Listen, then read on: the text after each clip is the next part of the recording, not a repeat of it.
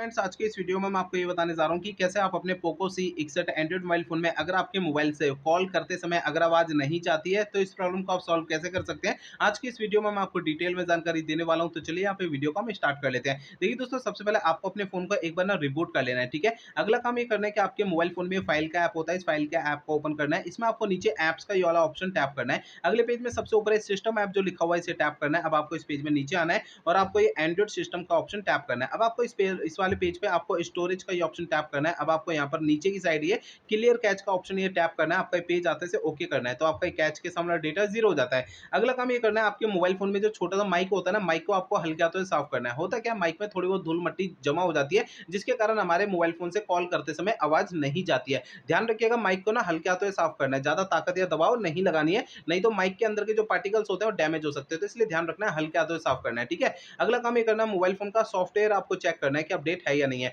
पहले फोन का इंटरनेट चालू रखना है, इसके बाद फोन का सेटिंग पेज ओपन करना है। सबसे ऊपर आपको सर्च सेटिंग पे टैप करना है। यहाँ पे सबसे ऊपर सर्च बार में सिक्योरिटी अपडेट आपको लिखना है। आपको नीचे सिक्योरिटी अपडेट का है ना ये ऑप्शन शो हो जाएगा, ये वाला, इसे टैप करना है। आपका फोन डायरेक्टली आपको इस सेटिंग में लेकर आएगा। सिक्योरिटी अपडेट का ये ऑप्शन टैप करिए तो आपको इस वाले पेज पे कोई भी अपडेट का बटन या डाउनलोड इंस्टॉल अगर यहाँ पे लिखा हुआ दिखाई देता है तो उसे आपको टैप करके फोन का सॉफ्टवेयर अपडेट कर लेना है, ठीक है। अगला काम ये करना है कि आपको अपने मोबाइल फोन को रीसेट करना है। देखिए दोस्तों, यहाँ पे मोबाइल फोन को रीसेट आपको तब करना है जब मेरे बताए हुए पिछले प्रोसेस कोई भी काम नहीं करते हैं, तब आपको फोन को रीसेट करना है, अदरवाइज नहीं करना है। फोन को रीसेट करने के लिए फोन का आप सेटिंग पेज ओपन कर लीजिए। सेटिंग पेज के अंदर सबसे ऊपर सर्च सेटिंग पे टैप करना है। यहाँ पे सबसे ऊपर सर्च बार में आपको है ना रीसेट आपको लिखना है। आपको नीचे की साइड ये ऑप्शन मिलता है फैक्ट्री रीसेट, इसे टैप करना है। अब आपको इस पेज में नीचे इरेज ऑल डेटा का ये ऑप्शन टैप करना है। इससे आपका फोन जो रीसेट हो जाएगा और आपकी प्रॉब्लम सॉल्व हो जाएगी। लेकिन फोन को रीसेट करने से पहले दो बातों का ध्यान रखना है। पहली बात ये ध्यान रखना है, आपके फोन का जो डेटा है ना उसका बैकअप ले लीजिए अपने फोन में। और दूसरी बात ये ध्यान रखना है, आपके फोन की जीमेल आईडी और उसका पासवर्ड आपको पहले से नोट करके रख लेना है।